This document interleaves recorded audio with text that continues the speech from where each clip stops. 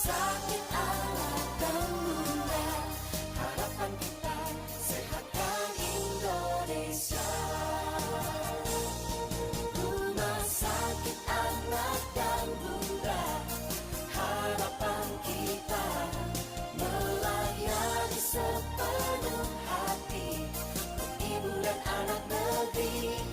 Rumah sakit harapan kita, pusat kesehatan anak dan bunda.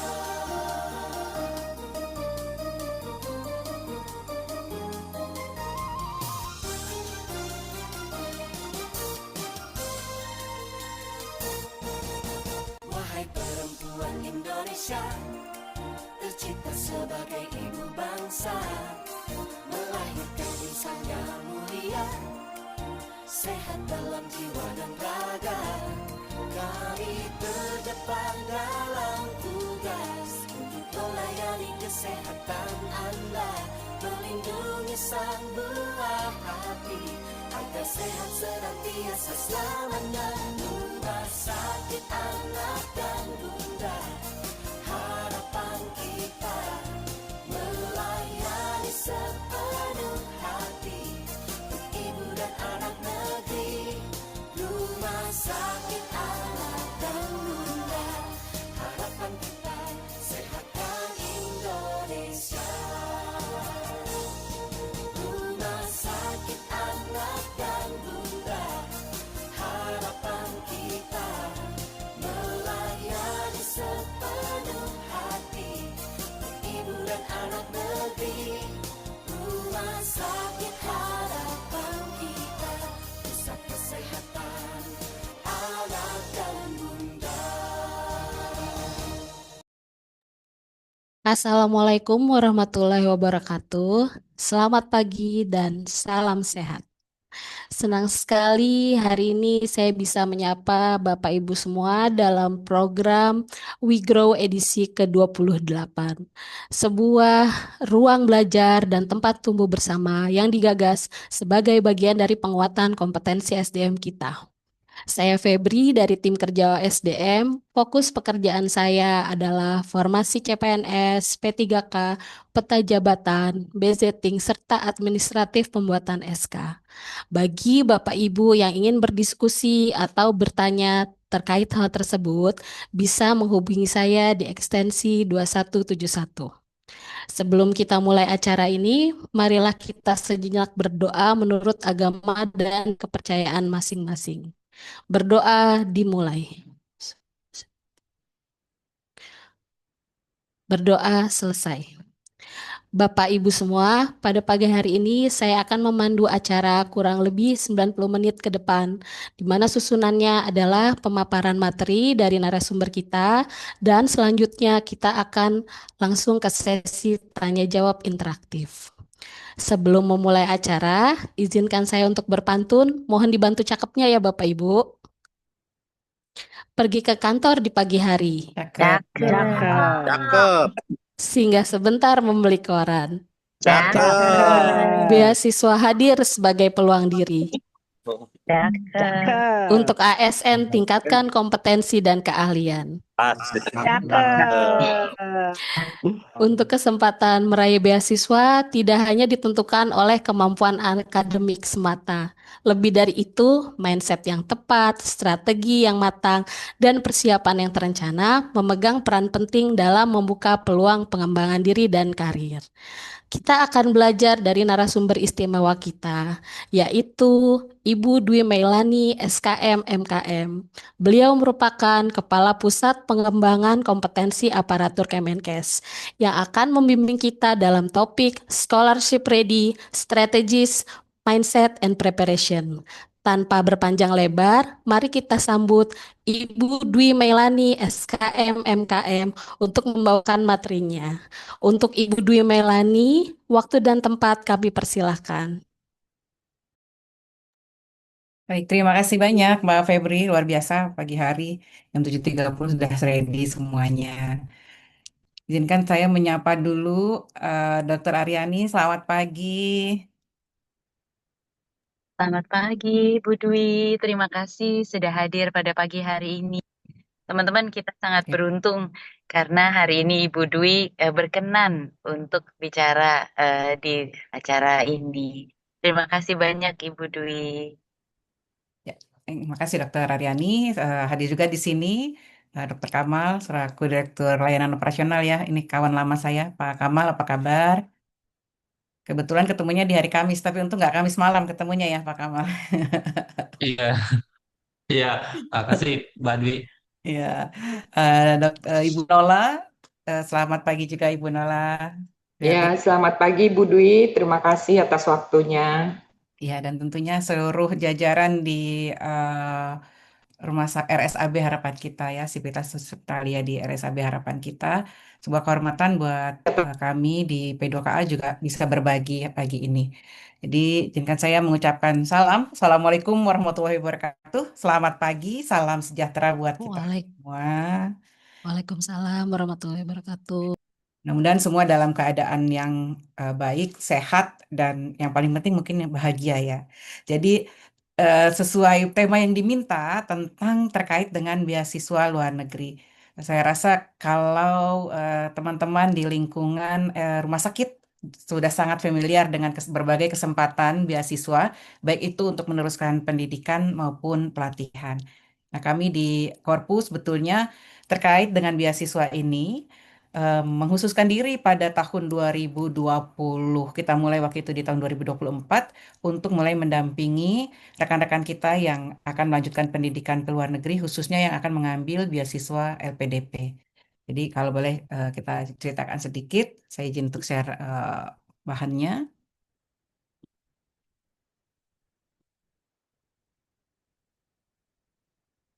Mbak Febri mudah-mudahan sudah nampak di layar ya. Sudah Ibu, ini Oke, masih, ya sudah. sudah ya.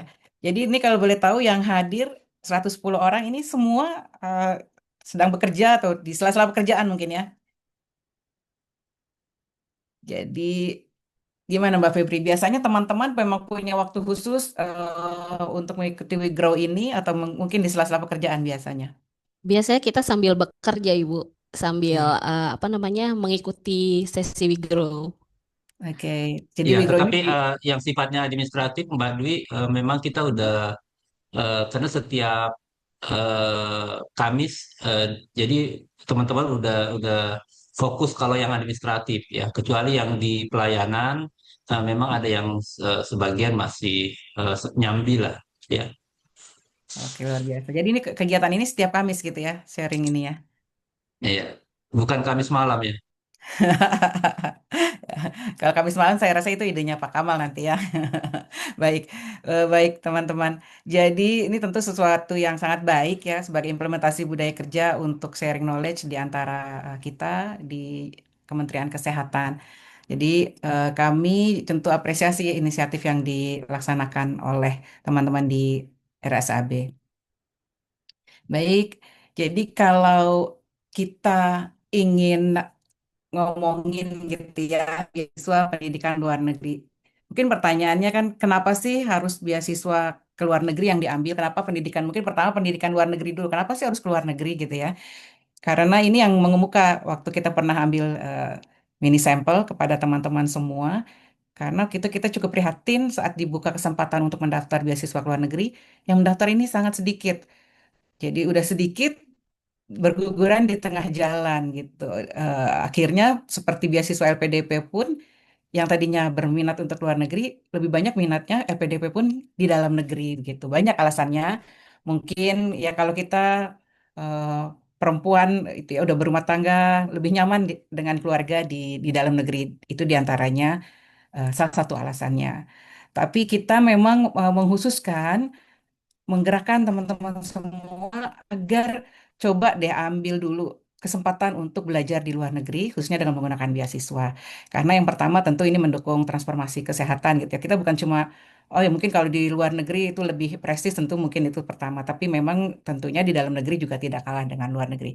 Tapi bukan hanya semata-mata prestis dari segi universitasnya, tapi yang paling penting adalah meningkatkan jejaring di tingkat global dan yang utama juga adalah transfer pengetahuan dan praktik terbaik internasional yang mungkin belum ada dan belum dilakukan di Indonesia. Tentunya juga adalah kebutuhan kita untuk SDM yang unggul dan bersertifikasi. Jadi khususnya Pak Menkes ini sangat gencar sekali juga mendorong kita semua untuk mengambil berbagai kesempatan, mungkin tidak hanya sekolah, tapi juga diklat-diklat lain yang dilaksanakan di luar negeri.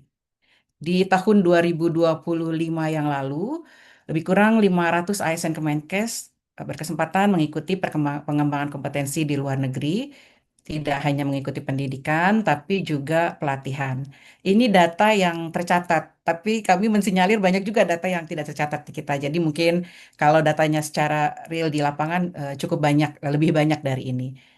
Dan dari seluruh negara, ini ada 3 negara yang paling banyak memberikan kesempatan kepada ASN Kemenkes, yaitu di China, Thailand, dan juga Korea Selatan. Ini adalah peta sebarannya negara-negara yang memberikan kesempatan pada kita semua, ASN Kemenkes di tahun 2025 untuk melaksanakan pengembangan kompetensi, pendidikan, dan pelatihan ya, teman-teman. Oke, jadi peluang-peluang beasiswa yang diberikan ini adalah mitra-mitra yang memberikan penawaran beasiswa kepada Kementerian Kesehatan. Dan nanti teman-teman, Bapak Ibu semua juga bisa melihat informasi-informasi yang selalu kita update di website Korpu. Ini adalah alamatnya, nanti bisa teman-teman masuk ke korpu.kemkes.go.id yang kita juga gencar sampaikan. Dan di sini saya juga mengajak teman-teman dari P2KA, ada Ibu Dinanti dan juga Ibu Ella. Ibu Dinanti ini yang secara rutin timnya berkoordinasi dengan mitra-mitra baik itu melalui Sekretariat Negara, baik dari secara bilateral maupun organisasi internasional yang mengkoordinasikan kesempatan pemberian beasiswa dan peluang beasiswa ini disampaikan kepada unit kerja. Dan kita update sekarang secara rutin di website Korpu, juga melalui channel OSDM. Nah, ini yang tantangan yang dihadapi pegawai berdasarkan survei yang kita lakukan. Yang pertama adalah kurang informasi. Jadi informasi sampai kepada rekan-rekan semua, kadang-kadang tidak sampai atau sampai waktunya sudah mepet. Kalaupun sampai, teman-teman tidak tahu bagaimana cara untuk bisa mengikuti atau bisa lolos dalam seleksinya. Nah, tentu yang paling juga banyak adalah kurang pemahaman teknis. Kalau untuk beasiswa luar negeri pendidikan, biasanya adalah persiapan CV-nya bagaimana, esai, proposal, LOI, dan sebagainya. Nah, yang banyak juga udah oke, udah daftar, tiba-tiba berguguran di tengah jalan karena merasa kurang percaya diri, oh nanti aja deh saya kayaknya belum layak gitu ya. Gitu. Nah, ini mungkin yang menyebabkan ASN Kemenkes di antara 60.000 kemarin saja yang mendaftar untuk ikut beasiswa LPDP tahap awal ini baru 200 orang. Dari 200 orang tersaring 100 orang dan sekarang yang sedang mengikuti pendampingan lebih kurang 76 orang begitu. Oke. Jadi kami mengajak kita semua, ayo kita growth mindset kita gitu ya, dan berpikir jangka panjang. Dan yang paling penting tentu kita harus punya purpose dari apa yang kita tuju atau kita lakukan ini, terutama dalam mempersiapkan diri. Nah, saya rasa kesempatan untuk mendapatkan pelatihan maupun pendidikan di luar negeri ini akan memberikan dampak yang sangat baik buat kita semua. Kita tidak memungkiri bahwa mungkin apa praktik yang terbaik juga bisa dilakukan di Indonesia, tapi tadi seperti saya sampaikan di awal bahwa kalau kita bertemu dengan rekan-rekan global internasional, ini banyak hal-hal yang bisa kita ambil dan pelajari dan juga praktekkan di Indonesia. Terutama yang kita pungkiri kolaborasi di era sekarang ini itu adalah sesuatu yang juga sangat penting. Nah, bagaimana strategi dan persiapan bagi rekan-rekan semua untuk bisa berhasil mengikuti atau lolos di dalam seleksi beasiswa baik itu pendidikan maupun pelatihan. Yang pertama tentu kalau tadi teman-teman merasa kurang paham bagaimana caranya, bagaimana bisa lolos, silakan untuk melihat lebih lanjut bagaimana persyaratan-persyaratan yang disyaratkan secara organisasi dan kepegawaian. Ada surat edaran terkait tugas belajar Kemenkes yang dikeluarkan oleh OSDM dan ada juga ini yang paling penting sudah dapat kesempatannya tiba-tiba tidak bisa berangkat karena teman-teman terlambat mengurus begitu ya. Mengurus visa, mengurus paspor, tentu ini ada mekanisme perjalanan dinas luar negeri. Dan penting juga untuk mengetahui persyaratan dari lembaga penyedia beasiswa dan kalau ingin melakukan pendidikan tentu persyaratan universitas tujuan. Jadi apa dokumen yang diperlukan, mekanisme, timeline, dan deadline-nya. Untuk pertama kita coba fokus ke LPDP ya rekan-rekan. Jadi LPDP di bulan ini kita buka kembali kesempatan untuk kegiatan pendampingan beasiswa.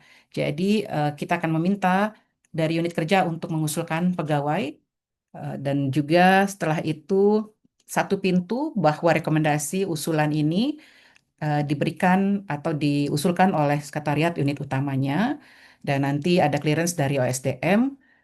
Nanti teman-teman akan bisa lanjut melakukan melakukan pendaftaran di LPDP. Dan yang kedua, kalau untuk apa namanya pendidikan maupun pelatihan luar negeri yang di luar LPDP, ini ada beberapa mitra luar negeri yang memberikan penawaran ya, baik itu negara maupun organisasi.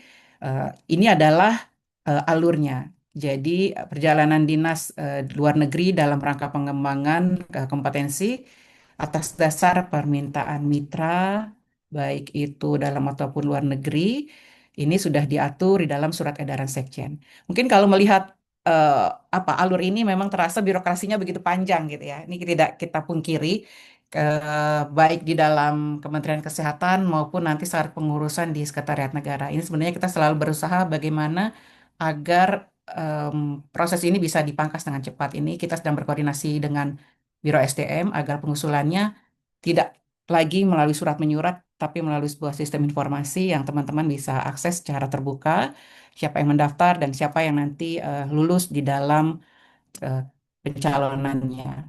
Jadi saat kita menerima mitra luar negeri yang saat ini berlaku, seperti yang tadi disampaikan, kita menyampaikan kepada unit-unit kerja dan nanti akan di clearance oleh OSDM begitu.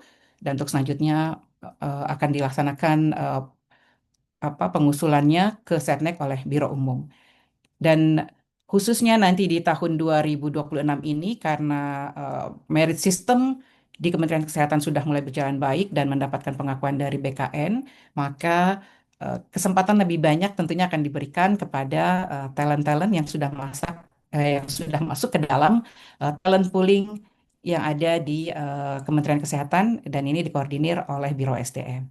Jadi memang kita meminta unit kerja untuk memberikan kesempatan terutama kepada para talent di unitnya. Hanya saja kadang-kadang sekarang unit kerja belum tahu siapa sih talentnya begitu ya.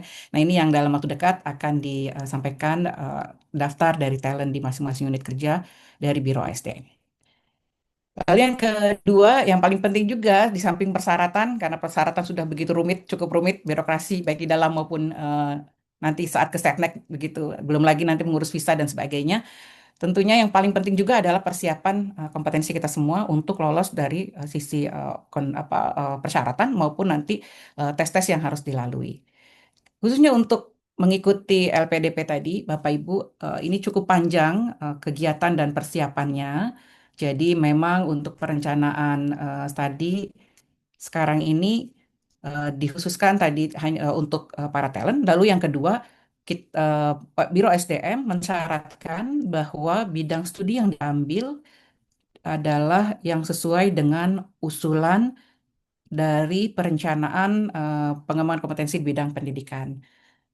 Dan tentunya yang kedua adalah kemampuan bahasa Inggris. Jadi target skor IELTS maupun TOEFL tentu harus memadai sesuai ketentuan. Dan yang kedua konsistensi tentu latihan tidak hanya secara tertulis tes IELTS dan TOEFL-nya bagus, tapi juga konsistensi dalam reading, writing, speaking begitu ya dan listening di dalam implementasi terutama nanti saat menghadapi wawancara. Dan tentunya akademik dan soft skills juga penting, terutama di dalam LPDP nanti ada kesempatan untuk wawancara bagi Bapak Ibu semua dan juga penyusunan esai begitu serta proposal riset. Tentu ini membutuhkan kemampuan berpikir kritis dan analitis dan juga persiapan di dalam tes bakat skolastik dan mock-up wawancara. Dan ini adalah rangkaian nantinya juga yang kita siapkan untuk mendampingi di dalam program pendampingan beasiswa luar negeri bagi ASN Kementerian Kesehatan.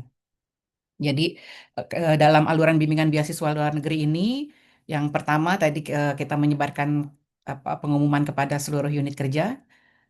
Kita khususkan di 2024 yang lalu memang untuk LPDP, namun di 2026 ini tidak hanya untuk beasiswa LPDP, namun juga beasiswa luar negeri yang lainnya. Jadi teman-teman bisa ikut, tidak hanya mendaftar LPDP saja, tapi jika bermaksud untuk mendaftar beasiswa melalui ini yang lain ya, tidak hanya melalui pembiayaan LPDP, pembiayaan dari sponsor yang lain juga itu bisa kita dampingi untuk persiapan beasiswanya. Jadi tadi setelah mendapatkan clearance dari OSDM, maka nanti alur yang akan dilaksanakan oleh P2KA akan dimulai di nomor 3, 4, dan 5. Jadi kita mulai dari IELTS Prediction Test. Setelah itu eh, memang kita akan ambil teman-teman yang memiliki, karena bimbingan ini lamanya antara 3 sampai 6 bulan. Tentu kita berharap dalam jangka waktu tersebut teman-teman bisa naik skornya untuk bisa memenuhi syarat LPDP. Karenanya nanti akan difokuskan kira-kira yang hasil IELTS prediction testnya itu adalah yang bisa ditingkatkan naik 1 sampai 1,5 begitu di dalam masa pendampingan. Karena akan difokuskan kepada teman-teman yang hasilnya di atas 5 atau 5,5 untuk bisa mengikuti bimbingan secara intensif ya. Jadi setelah IELTS prediction test nantinya akan ada persiapan untuk IELTS preparation course-nya.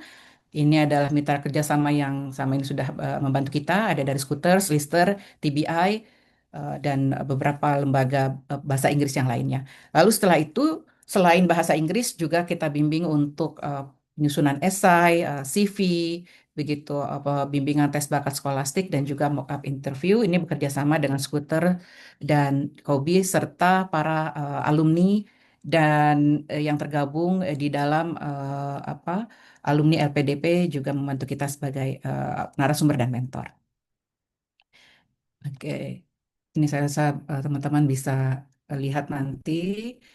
Dan ini adalah kegiatan yang sudah dilakukan di tahun 2025 dan teman-teman masih bisa mengakses informasinya maupun apa yang waktu itu dibahas begitu di YouTube channel Kemenkes Korpo. Nanti bisa dilihat di situ ada eh, pembahasan tentang membuat CV yang baik.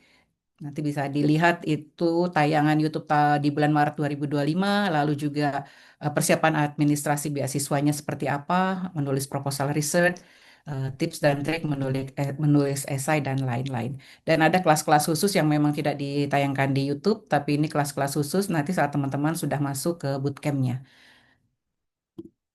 Ya, dan ini hasil bimbingan beasiswa kita di tahun 2024-2025. Memang belum banyak, namun setidaknya sudah mulai dilakukan di Kementerian Kesehatannya.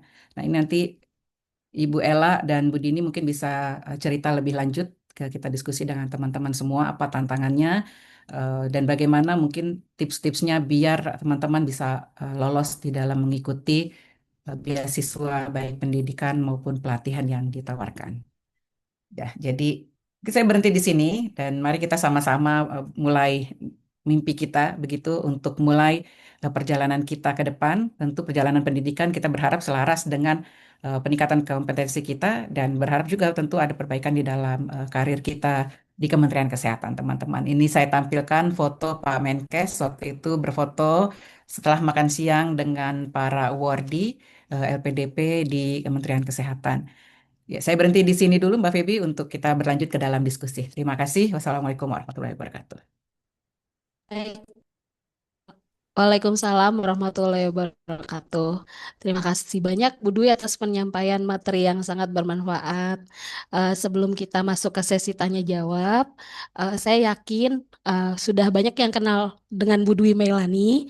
Namun untuk yang belum kenal, saya akan menginformasikan untuk biodatanya beliau. Beliau adalah Kepala Pusat Pengembangan Kompetensi ASN. Sebelumnya untuk pendidikan terakhirnya itu beliau S2 Kesehatan Masyarakat di Universitas Indonesia. Riwayat penugasannya dari Agustus 2014 sampai 2019, beliau adalah Kepala Bagian TU Pimpinan dan Protokoler di Biro Umum. Februari 2020 sampai Januari 2022, Kepala Bagian TU Pusat Analisis Determinan Kesehatan.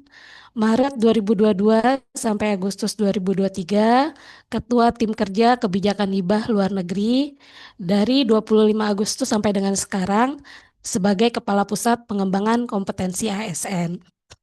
Sekarang kita masuk ke sesi tanya jawab interaktif. Bagi Bapak Ibu yang ingin bertanya, disilakan untuk raise hand atau menuliskan pertanyaan di kolom chat. Silakan Bapak Ibu yang ingin bertanya kepada Ibu Dwi Melani.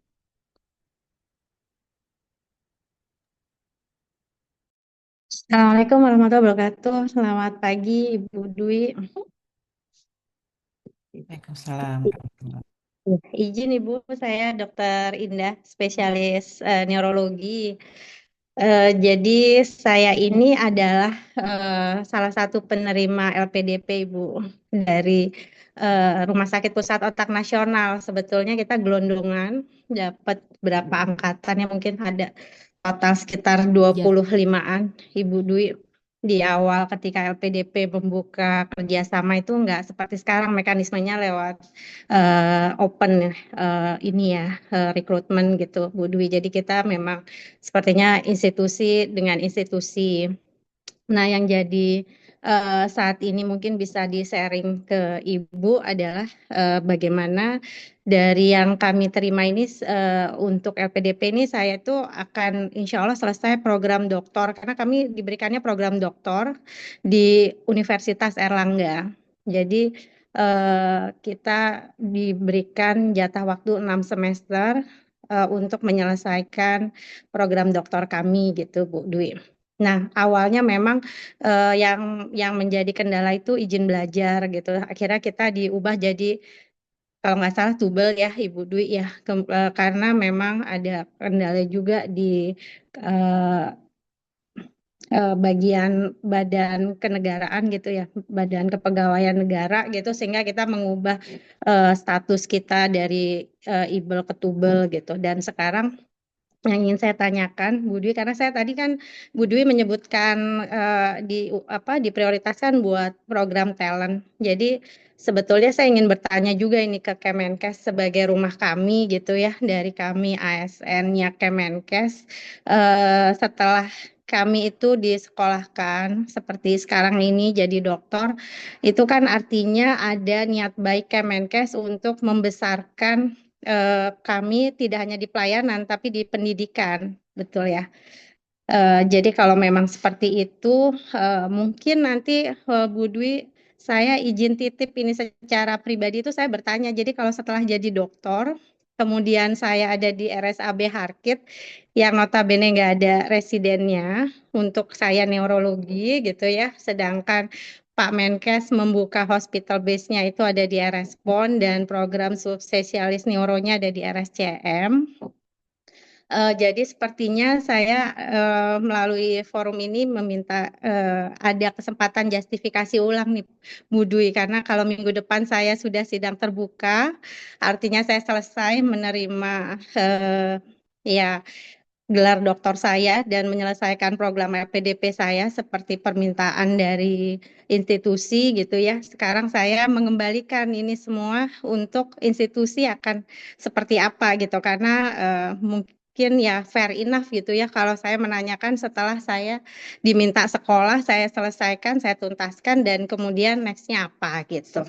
Dan mungkin nanti tidak hanya untuk saya, ada beberapa rekan-rekan juga sebetulnya yang mempertanyakan kapasitas rumah sakit yang memang berbasis pada gelar yang sudah diberikan, tapi kok nggak disesuaikan oleh Kemenkes sendiri. Jadi agak sayang nantinya kalau pada akhirnya akan tidak tepat gitu untuk kami.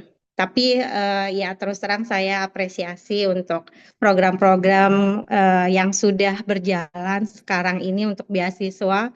Tapi ya mohon setelahnya juga bisa dipertimbangkan bahwa ini semua tidak sia-sia. Demikian Bu Dwi. dari saya. Assalamualaikum warahmatullahi wabarakatuh. Waalaikumsalam warahmatullahi wabarakatuh. Baik, mungkin saya langsung jawab dulu ya Bu Feby ya. Iya, silakan Ibu. Ya, terima kasih Dokter Indah. Salam Iya, kenal. Ibu. Ya, jadi permasalahannya waktu itu Bu Indah mengikuti sekolah berdasarkan rekomendasi dari Rumah Sakit PON, tentunya untuk pemberdayaan kebutuhan di Rumah Sakit PON mungkin waktu saat itu gitu ya. Eh, Kalau saya tidak salah tangkap seperti itu, dan saat ini Iya, Ibu betul. bertugas di RSAB Harapan Kita. Bertugasnya ini di dalam masa Ibu sekolah atau Masih sekolah ini, makanya saya minggu depan selesai sekolah dokter Bu Dwi. Jadi saya oke. juga ingin kembalikan ke Kemkes terkait ini juga nantinya. Baik, nanti coba ini ada kewenangan di OSDM juga. Coba kita berkoordinasi menanyakan tentang ini. Kami catat, Ibu. Tentunya memang tentunya ada beberapa pertimbangan organisasi yang kita harus lihat. Tapi setuju dengan yang Ibu sampaikan agar kita mengoptimalkan apa yang sudah ada, ya terutama di dalam SDM. Karena langka juga kan sebetulnya sudah dokter, misalnya di neurologi, dan saat ini apalagi Kementerian Kesehatan juga ingin menjadi hospital base ya RSPPU, tentu butuh butuh juga nantinya dokter-dokter maupun spesialis yang berperan di dalamnya. Kami coba pelajari dulu yang Ibu sampaikan, dan tentunya masukan ini tentu sangat berharga dan sangat penting. Bagaimana kalau kita udah sekolah tentu dimanfaatkan ilmunya sesuai dengan kebutuhan organisasi begitu ya Bu Indah ya. Ya. Terima kasih Iya, Bu, masukannya. Ini nanti PR kami untuk menyampaikan ke ini. Nanti kami mohon data Ibu mungkin ya melalui Bu Feby. Terima kasih. ya, terima kasih banyak Bu Dwi. Ya. Terima kasih. Iya. Terima kasih Bu Dwi. Baik, apa ada lagi yang ingin bertanya langsung dengan fitur Raise Hand? Silahkan.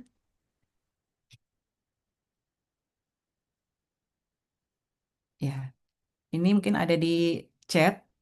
Ya, saya Ah, bacakan yang di kolom chat ya Ibu.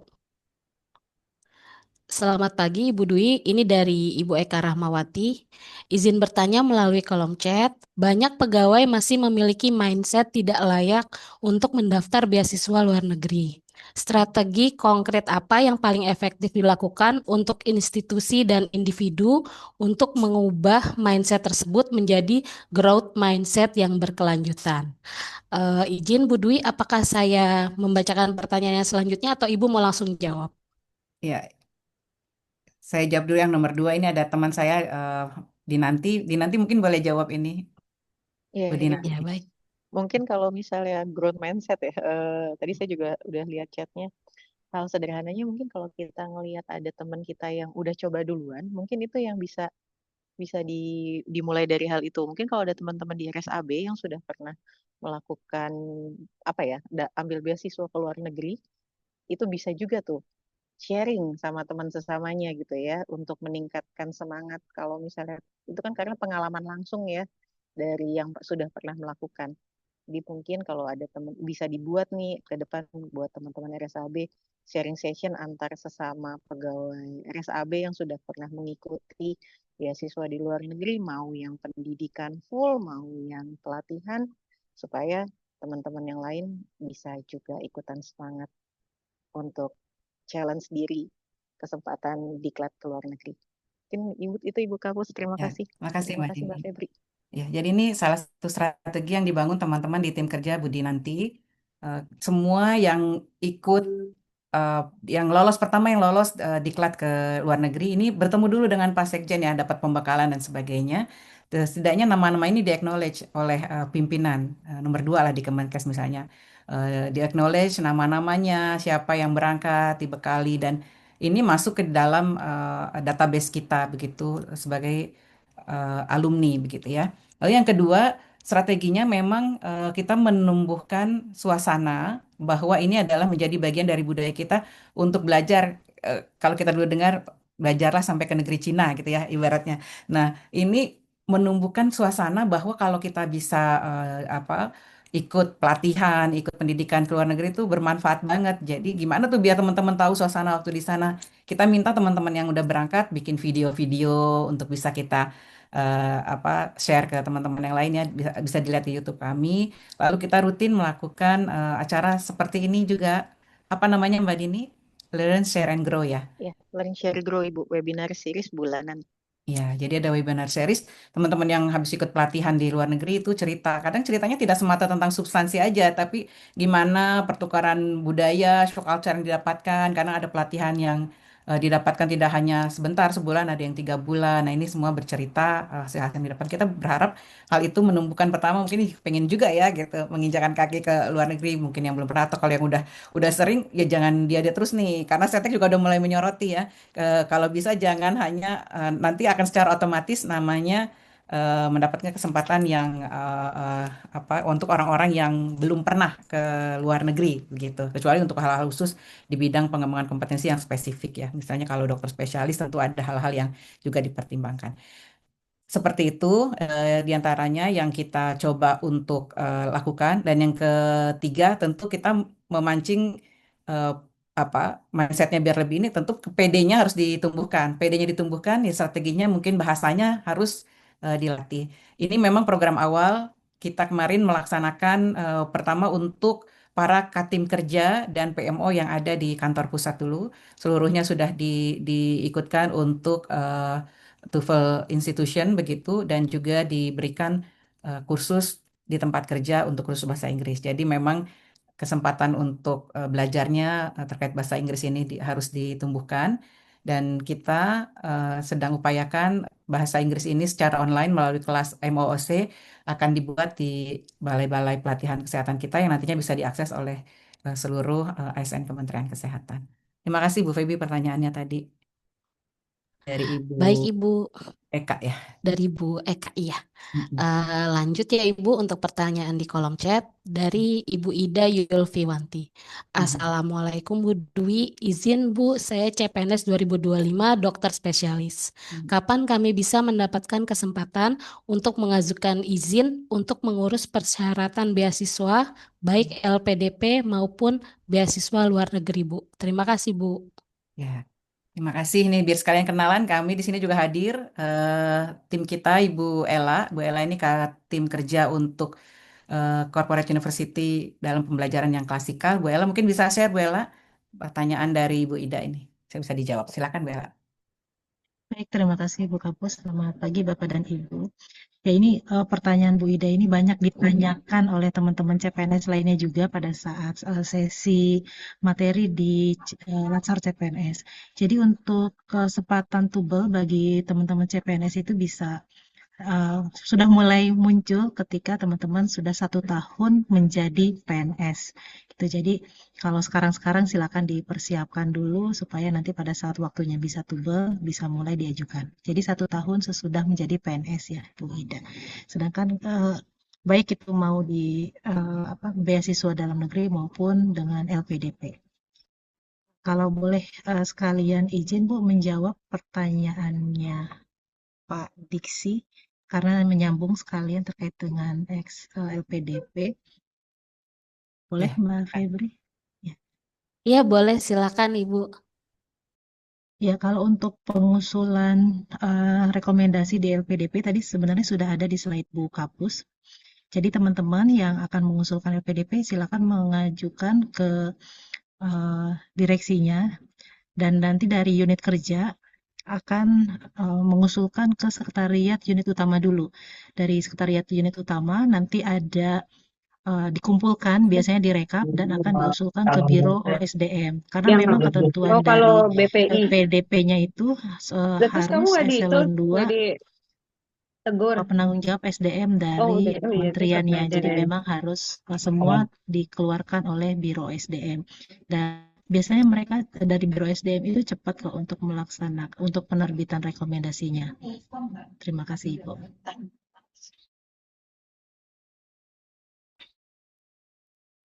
Baik, Mas Diksi bagaimana? Apakah sudah terjawab?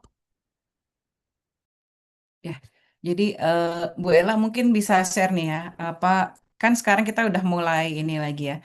Jadi teman-teman kalau yang kuncinya kalau mau ikut LPDP itu ada beberapa tipsnya yang biar cepat. Intinya kalau kita mengikuti memang betul agak-agak apa ya rigid lah ya persyaratan dan sebagainya. Tapi yang pertama paling penting tentunya persiapan bahasa Inggris. Teman-teman ikut dulu menilai dulu assessment ya, kira-kira udah ada di mana, udah berapa angka untuk IELTS maupun TOEFL-nya teman-teman yang memenuhi persyaratan.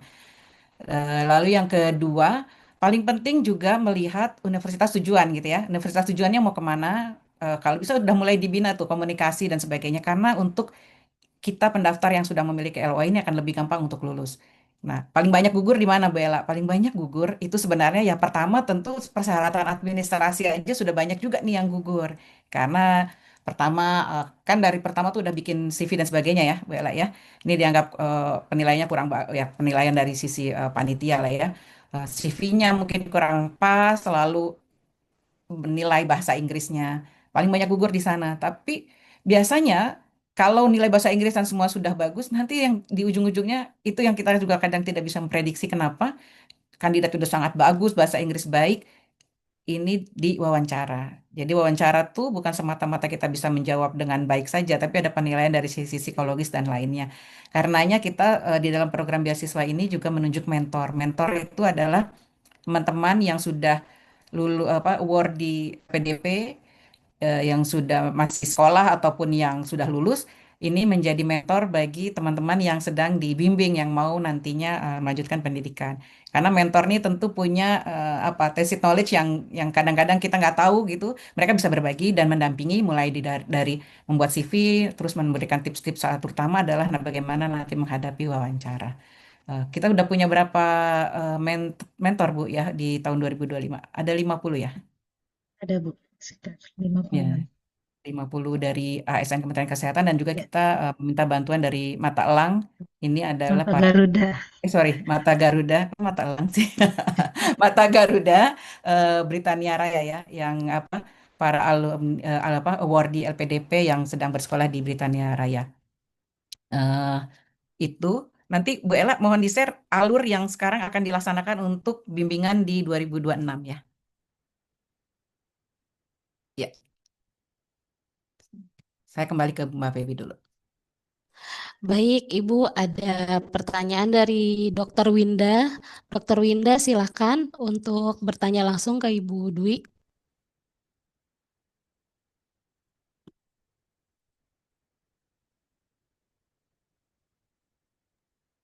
Halo Dokter Winda. Silakan, Dr. Winda.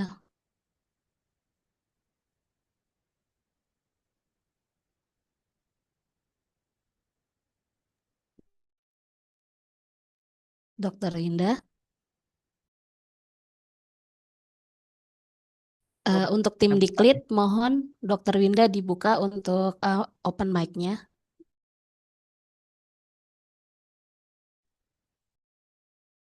Terima kasih Bu Dwi atas presentasinya. Assalamualaikum warahmatullahi wabarakatuh. Saya Dr. Winda dari RSAB. Bu Dwi, salam kenal. Jadi saya kebetulan mengurus kerjasama internasional juga Bu untuk RSAB, sehingga saya ingin menanyakan tentang untuk peningkatan kompetensi ya baik medis ataupun non medis. Maksud saya mungkin ada dokter, ada perawat, terus ada mungkin dari sisi manajemen ya Bu.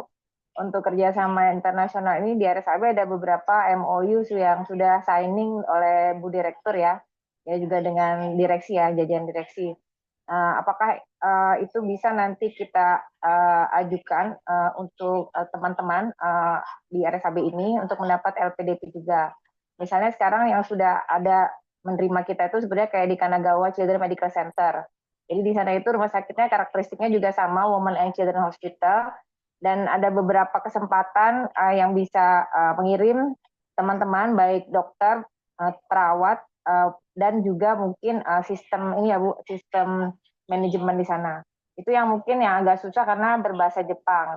Tapi kita ada beberapa teman yang sudah ke sana dan bisa di sana ada yang mengawal untuk seperti penerjemah ya. Pertanyaan saya dengan adanya kerjasama internasional ini, mohon bantuan dari Kemenkes ya, mungkin Bu Dwi dan jajaran yang terkait. Jadi teman-teman yang ada peningkatan kompetensi untuk layanan di RSAB, seperti kan sekarang ada bone marrow transplantation, kemudian ada cardiac surgery, kemudian ada mungkin ortopedi juga, ortopedi, pediatric ortopedi, ataupun mungkin neonatologi. Jadi yang layanan-layanan unggulan ini akan dikirim ke luar negeri Bu. Masalahnya adalah mungkin jangka waktunya. Jangka waktunya itu biasanya kalau tidak bukan fellowship, jadi tidak bisa kurang dari 6 bulan kalau bukan fellowship. Kebetulan saya dapat LPDP yang awal ya dari kementerian untuk ke Montreal, Bu, seperti itu. Jadi kita nggak bisa dihitung fellowship kalau nggak setahun.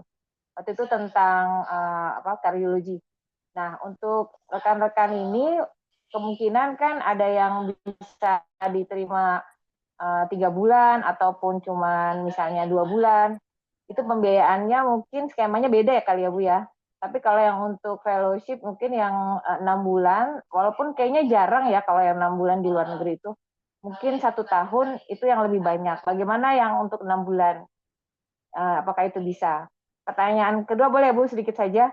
Saya ingin menanyakan sesuai dengan kapasitas RSAB sekarang sebagai RSPPU, jadi kita akan meningkatkan skill dan knowledge kita juga di bidang medical education dan research, Bu.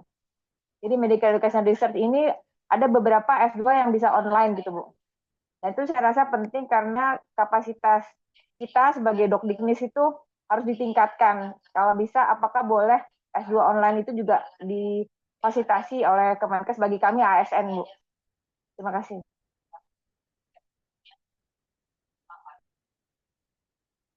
Terima kasih, Dokter Winda. Saya jawab langsung, Bu Febri ya. Iya, silakan Ibu jawab langsung. Iya. Eh, untuk skema LPDP mungkin Bu, seperti yang di Dr. Winda juga tahu, pertama syaratnya dia mensyaratkan bahwa universitas ini yang dituju memang masuk di dalam daftarnya LPDP gitu. Jadi ada universitas-universitas yang harus masuk dalam daftar LPDP sebagai syarat nanti untuk bisa pembiayaannya dari LPDP seperti itu. Eh, Ya memang kalau yang sejauh ini yang kita tahu dari untuk LPDP ini memang bukan yang 3 bulan dan 6 bulan, Bu.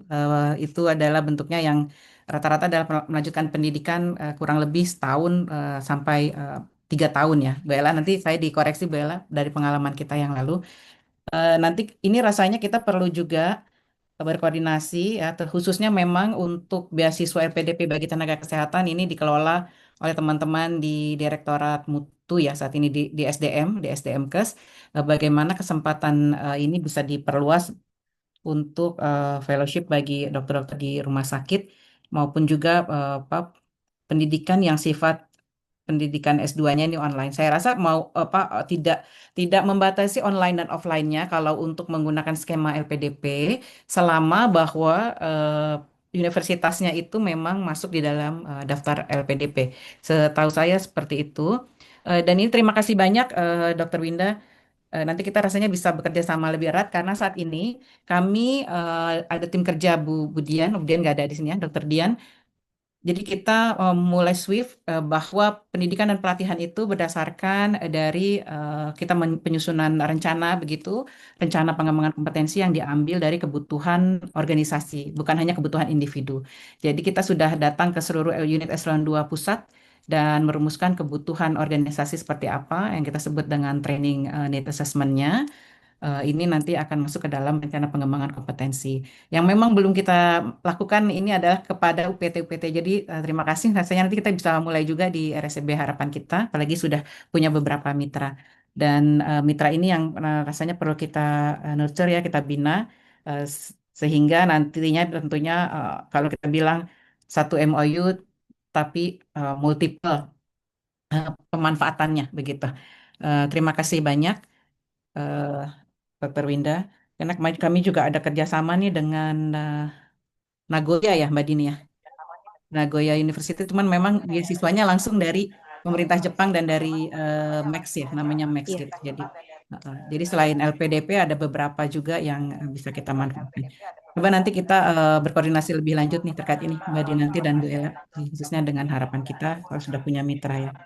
Baik, mungkin Bu Ella bisa tambahkan nih yang terkait dengan fellowship dan beasiswa buat pendidikan spesialis yang sudah pernah kita laksanakan. Silakan Bu Ella.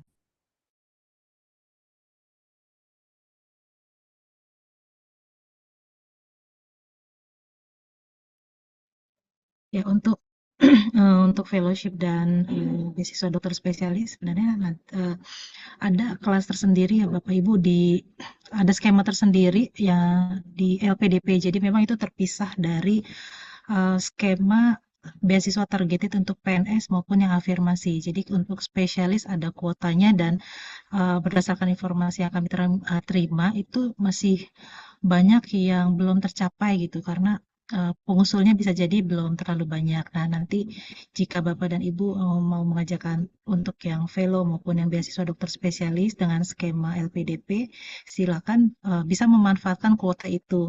Karena sudah diberikan oleh negara ya sayang.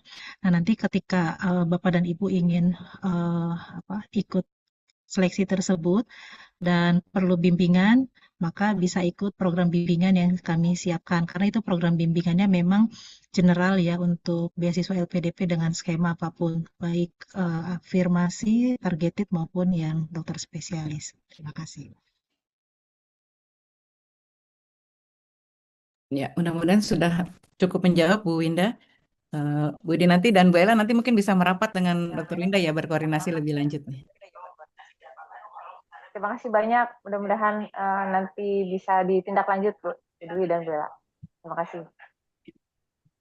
Ya, terima kasih. Ya, Ini Bu Ella terima tadi kasih. share di chat Terima ya. kasih Dokter Winda. Ya, silakan Bu Febri. Ya, saya bacakan lagi pertanyaan dari kolom chat dari Ibu Cesa, tim kerja Diklat. Selamat pagi Bu Dwi, izin bertanya Bu. Melihat kompleksnya persyaratan beasiswa, CV, esai, LOE, tes bahasa, hingga mekanisme internal Kemenkes, pada tahap mana biasanya calon pelamar paling sering gagal? Dan bagaimana strategi persiapan ideal agar tidak terlambat atau gugur secara administratif? Ya, ini rasanya tadi mungkin sudah cukup saya mention juga ya, Bu. Iya. Ya, banyak gagalnya tuh pertama karena persyaratan administratifnya memang tidak memenuhi syarat dari sisi nilai bahasa Inggris. Itu paling banyak tuh. Nilai bahasa Inggrisnya nggak sesuai, CV-nya nggak bagus, itu paling banyak. Tapi paling banyak kedua setelah semuanya terlewati itu saat wawancara.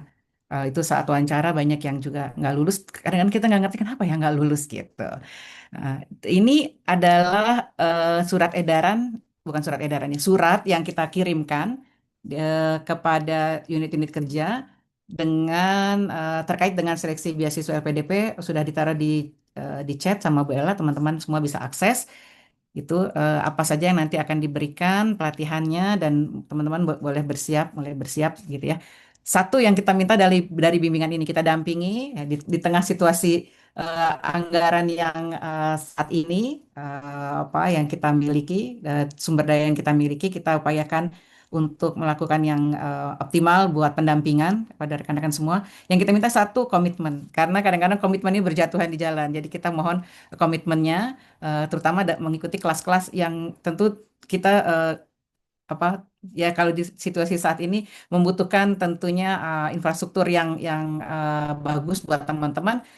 Mungkin juga tidak gratis ya, tentunya. Dan tentu ini butuh komitmen agar apa yang sudah disediakan oleh negara bisa dimanfaatkan dengan baik gitu, terutama dalam kelas-kelas pendampingan ini. Seperti tahun lalu kita komitmen memberikan apa eh, penggantian biaya untuk rekan-rekan mengikuti pelatihan bahasa Inggris di tempat yang terbaik gitu ya untuk IELTS Preparation Test. Nah, tapi ini di tengah jalan banyak juga udah ikut pelatihannya tapi nggak mendaftar ke beasiswanya. Nah, jadi saya rasa yang pertama penting adalah komitmen dan niat gitu. Niatnya disungguhkan dari awal sampai akhir. Karena tidak memungkiri di tengah kesibukan kita semua, apalagi para tenaga kesehatan, tenaga medis ya di rumah sakit tentu dengan ritme kerja, ini kadang-kadang niatnya itu bisa goyah di tengah jalan gitu. Ya, mungkin itu Bu Febri. Kalau untuk strategi persiapan idealnya Ibu agar tidak terlambat atau gugur secara administratif ada nggak Bu? Ya tentu yang pertama bahasa Inggrisnya pastikan dulu sesuai dengan persyaratan LPDP, teman-teman. Ya IELTS-nya dipastikan sekarang sudah banyak tuh yang online-online ya, kita bisa ikut sebagai awal untuk kita tahu kemampuan bahasa Inggris kita. Kalau LPDP pertama adalah membuat CV-nya juga harus bagus. Jadi bagaimana menjual diri gitu ibaratnya ya, mempresentasikan diri kita, itu juga penting, penting sekali untuk teman-teman. Eh, itu dua dulu itu yang teman-teman penting persiapkan dari sekarang. Nah, apalagi kalau sudah punya kenalan atau channel di universitas tujuan yang di mana universitas itu sudah masuk di dalam daftarnya LPDP. Udah mudah sekali karena kalau sudah punya LOE itu sebagai salah satu syarat nanti teman-teman yang bisa skip beberapa tahapan, tidak harus ikut beberapa tahapan gitu di LPDP-nya. Itu Bu Ya, Febri. ya. Eh, ada pertanyaan lagi Bu di kolom chat dari Ibu Aulia. Menyambung Mm-mm. pertanyaan dari Dokter Ida tadi, Bu, apakah Mm-mm. mendaftar beasiswanya atau mulai pendidikannya yang 1 tahun setelah PNS 100%, Bu? Oh, jadi teman-teman bisa mendaftar setelah 1 tahun menjadi PNS 100%. Jadi nanti setelah mendaftar maka akan dimulailah pendampingan itu. Jadi pendampingan diberikan kepada orang-orang yang sudah mendaftar dan direkomendasikan oleh unit kerjanya, udah lulus semua tahapan clearance dari OSDM. Tapi kita bimbingan ini sebetulnya kita buka, ada kelas-kelasnya di YouTube, itu bisa diikuti oleh siapa saja. Jadi kalaupun teman-teman belum eligible secara persyaratan, misalnya belum 100% menjadi PNS, sudah bisa mulai ikuti topik-topik yang dibahas gitu. Ada semuanya di YouTube channel Kemenkes Korpo. Nanti bisa bisa subscribe dan ikuti konten-konten yang ada di dalam di sana. Itu Bu Febri. Baik, Ibu. Iya, terima kasih. Apakah ada lagi yang ingin bertanya langsung kepada Bu Dwi Melani dan tim? Silakan.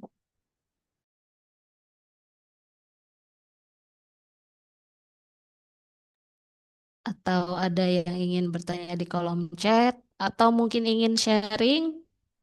Bisa juga silakan. Selamat pagi, Bu Dwi. Eh, iya, Bu, saya izin bertanya ya, Mbak Febri ya. Sebenarnya bukan bertanya sih, cerita sedikit. Cerita sedikit bahwa memang Ya. dalam saya sebetulnya pernah menjadi ini ya peserta dalam program beasiswa itu, Bu Dwi. Dan menurut saya program ini bagus sekali karena memang dari program-program itu kita jadi menambah wawasan, terutama untuk teman-teman yang belum pernah mengikuti prosesnya, karena ada hal-hal yang kemudian di-sharing oleh teman-teman ya dan senior-senior yang sudah pernah menjalani, sehingga kita tidak stuck atau kejeblos di tempat yang sama. Nah, pertanyaan saya, Bu, pada saat kita sedang melakukan persiapan itu, apakah dari awal itu kita bisa melihat eligibility? Jadi maksudnya gini, saya waktu itu akhirnya tidak bisa ikut karena ternyata di program yang saya ikuti ada batasan umur yang ternyata umur saya pada saat mendaftar itu beda 5 hari lebih tua. Jadi akhirnya tidak bisa. Nah, untuk itu pada saat awal, apakah dari program-program itu nanti diberikan orientasi ya Bu ya? Misalnya untuk program ini itu syaratnya apa, untuk program itu syaratnya apa, dan ternyata syarat-syaratnya itu juga berbeda-beda. Em, Mungkin itu Bu yang saya mau tanyakan, apakah dari Kemenkes itu sebelum mengikuti program ada semacam eligibilitas dulu gitu ya Bu ya. Tapi terus terang menurut saya programnya sih luar biasa. Sampai ke IELTS semuanya dibantu dan disupport gitu ya Bu ya. Terima kasih Bu Dwi. Terima kasih Dokter Aryani. Ini masukan juga buat kita ya, Dokter Aryani.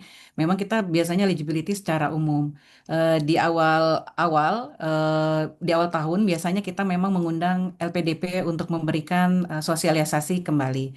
Kalaupun tidak kita mengundang LPDP, ini biasanya LPDP sekarang bermitra dengan lembaga administrasi negara, dengan beberapa lembaga pemerintah lainnya, terutama sekretariat negara juga.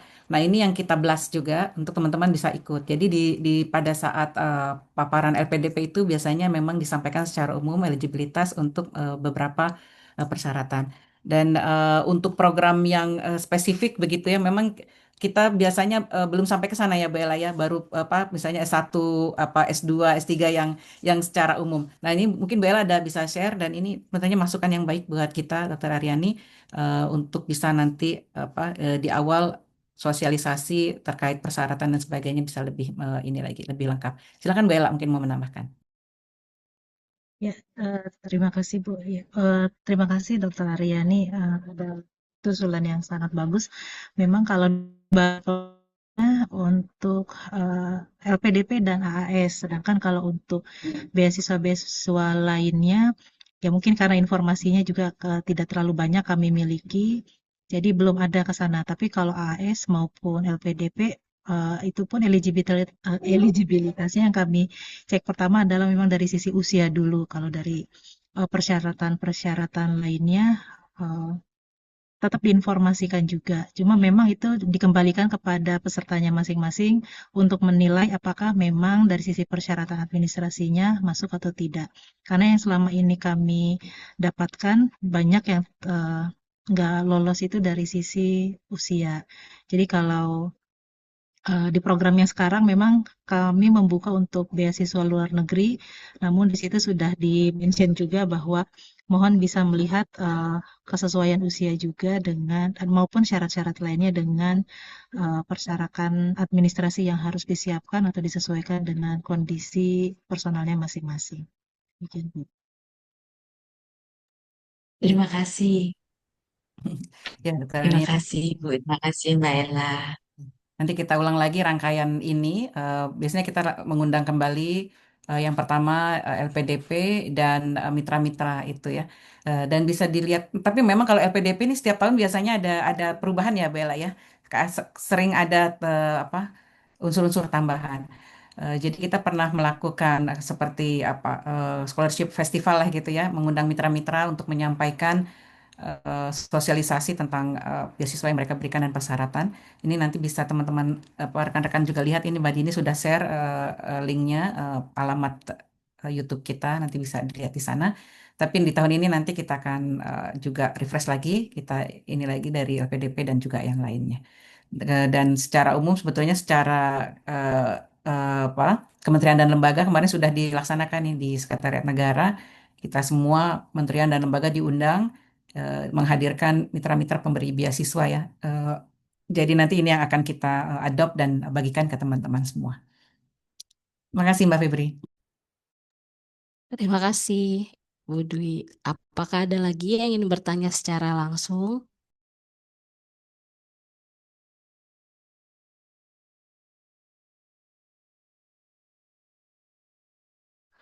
Kalau tidak ada, sebelumnya terima kasih kepada Ibu Dwi Mailani dan tim, Ibu Ella, Ibu Dinanti untuk ilmu, sharingnya, dan materi yang sudah diberikan kepada kami.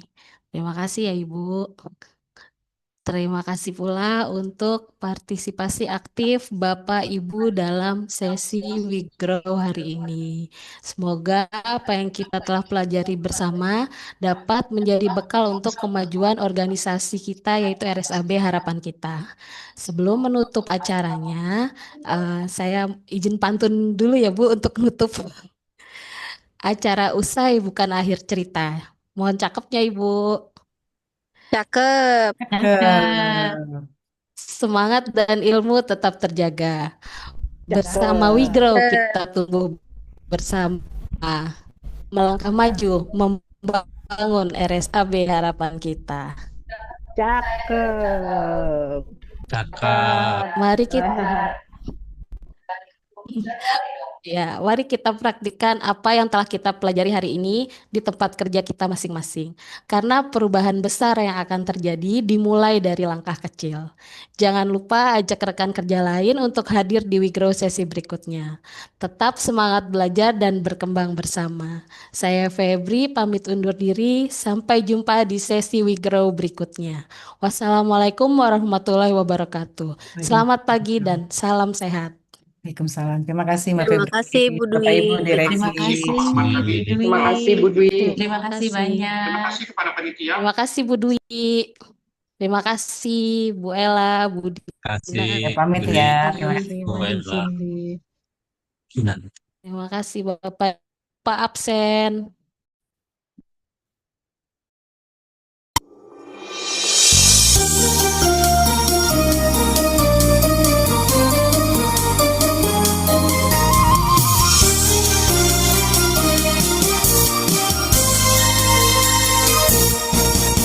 Wahai perempuan Indonesia, tercipta sebagai ibu bangsa, melahirkan di sana mulia, sehat dalam jiwa dan raga. Kami terdepan dalam tugas untuk melayani kesehatan Anda, melindungi sang buah hati, agar sehat senantiasa selamanya. Rumah sakit anak dan bunda, harapan kita melayani sepenuh hati untuk ibu dan anak negeri.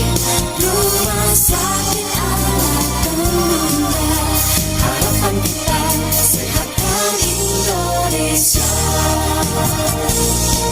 Rumah sakit anak dan bunda, harapan kita melayani sepenuh hati untuk ibu dan anak negeri. Rumah sakit harapan kita, pusat kesehatan anak dan bunda.